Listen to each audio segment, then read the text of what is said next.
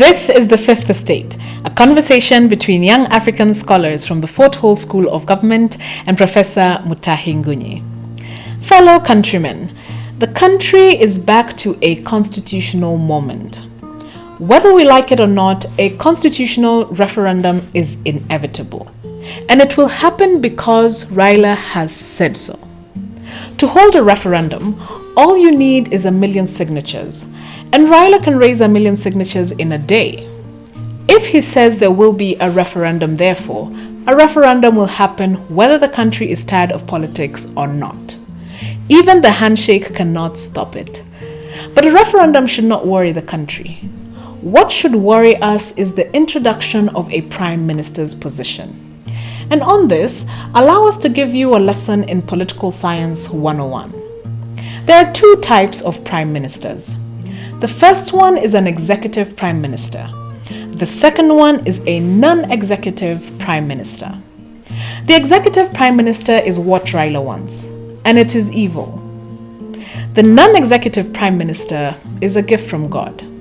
And until we create this position, the country will experience violence every 5 years.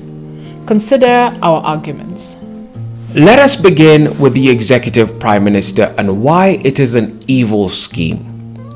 In this system of government, the people elect members of parliament. Then the person with the highest number of MPs becomes the prime minister. He appoints cabinet from his MP friends and forms government.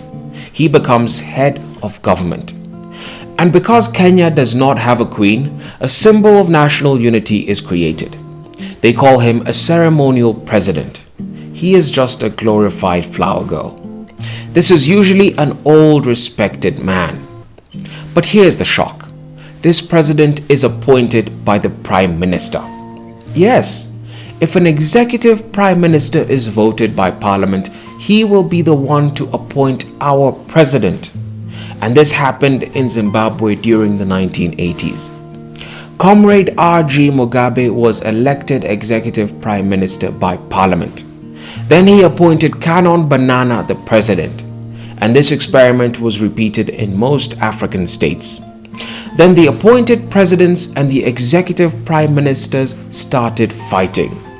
The result was a series of military coups arising from this power struggle. If we are led to a referendum blindly and we vote for an executive prime minister, this is what we will get. 1. We will not elect the executive prime minister. He will be elected by parliament. This is why they call it a parliamentary system. The voters will elect MPs, then the MPs will choose our leader, the executive prime minister. But the insult is this: the prime minister will appoint the president. And at this point, the voter does not matter. 2. Raila wants the executive prime minister in order to defeat tyranny of numbers. In 2007, his votes were almost equal to those of Mzee Kibaki. Yet Raila had around 100 MPs and Mzee Kibaki had around 40 MPs.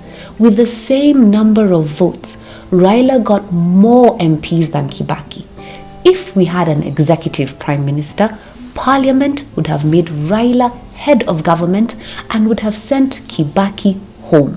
Then Raila would have appointed anyone he wished as president. What is our point here? An executive prime minister is not possible without proportional representation. Every MP must represent the same number of votes. Let me break down the idea of proportional representation. If a constituency in Meru has 50,000 voters, a constituency in Mombasa must have a similar or close number of people. This is the only way Parliament can elect a head of government. Such a government would be proportionally representative. But if you have an MP whose constituency has 20,000 voters and another MP whose constituency has 200,000 voters, the two are not equal. If you ask the two MPs to vote for a prime minister in Parliament, One will represent 20,000 voters and the other will represent 200,000 voters. This is wrong. In fact, it is evil. And this is what Raila is proposing. On another note, I should remind you that I am the devil's advocate. I will introduce a random thought. According to Raila's bloggers, the handshake is about creating the executive prime minister for Uhuru in 2022. They say that if Uhuru is executive prime minister, then he can appoint the aging Raila as ceremonial president, and that this is the handshake. But in our view, this is classical material nonsense. Bure kabisa. This kind of thinking can only be compared to the story of a monkey seated on a tree watching a raging river. This monkey spotted a fish swimming against the current. To the monkey, the fish was struggling. And to save the struggling fish, the monkey jumped into the raging waters, saved the fish, and swam back to safety. In his protected corner, the monkey placed what he thought was a dying and struggling fish on dry ground for quick recovery. For a few moments, the fish showed a lot of excitement. It danced and wiggled with joy on the dry ground. But soon after, the fish settled into a peaceful rest. The monkey was happy that the fish had slept. What he did not know was that the fish was dead. Now, thinking that Uhuru wants to become executive prime minister in 2022 so that he can appoint Raila as ceremonial president is to think like this monkey. At face value, this idea is logical.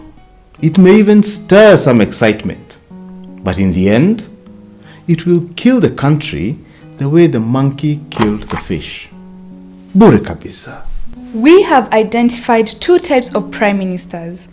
One is evil, the other is a gift from God.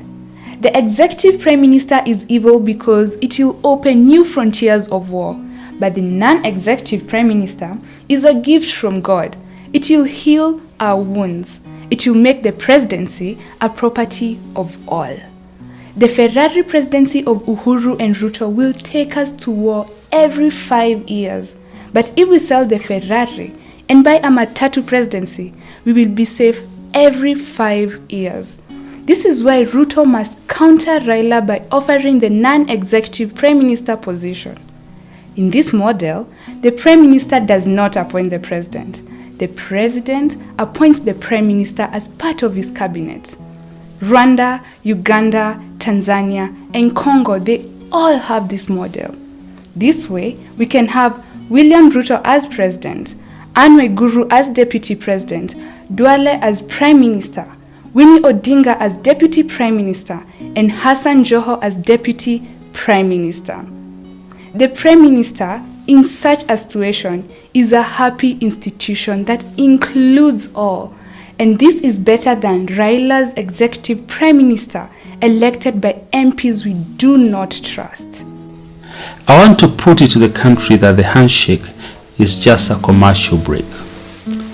It will not last. And we must not lie to ourselves or to our leaders.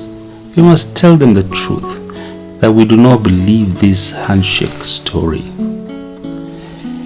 It does not add up, in my view. And when we speak the truth, it will set us free and shame the devil. And that's what we must do about this handshake thing.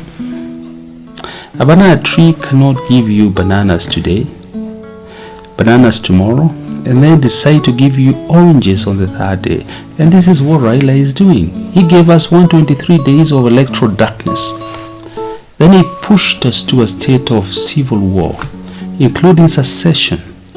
And on the third day, he betrayed his friends and joined Uhuru. Now, this kind of man cannot be trusted. He must be isolated the way you isolate a man with political leprosy, in my view. But there's one more thing. I design a disaster in this handshake because God put a defeated Raila in the hands of Uhuru. But Uhuru decided to spare Raila in order to move on with the big four.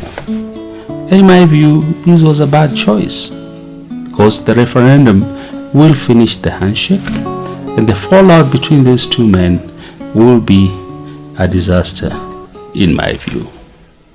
And now, our final thought. Although we embrace the handshake, we are skeptical. Maybe Raila is toying with Uhuru.